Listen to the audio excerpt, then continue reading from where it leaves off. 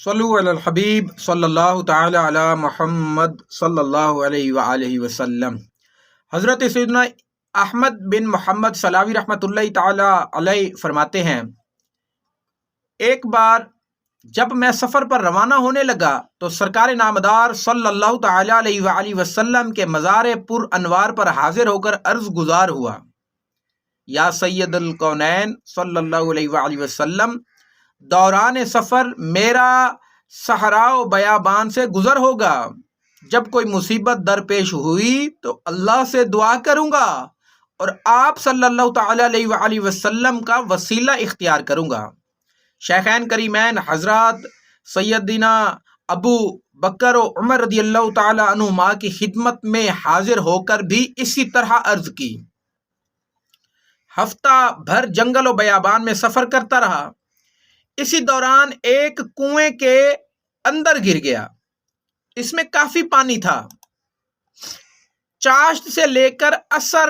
کے بعد تک کنویں میں غوطے کھاتا رہا، موت سر پر منڈلا رہی تھی کہ اتنے میں بارگاہ کونین صلی اللہ تعالی علیہ وآلہ وسلم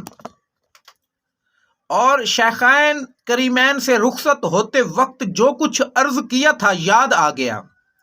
چنانچہ میں نے عرض کی، یا حبیبی، یا رسول اللہ صلی اللہ تعالی علیہ وآلہ وسلم،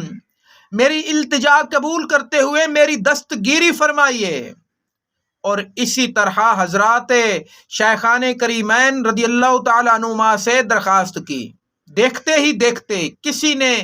مجھے کنویں کی تہ سے اٹھا کر منڈیر پر بٹھا دیا، یوں میں محبوب رب العباد علیہ افضل الصلاۃ والتسلیم کی امداد سے موت کے منہ سے باہر نکل آیا۔ اللہ عز و جل کی ان پر رحمت ہو اور ان کے صدقے ہماری بے حساب مغفرت ہو۔ فریاد امتی جو کرے حال زار میں، فریاد امتی جو کرے حال زار میں،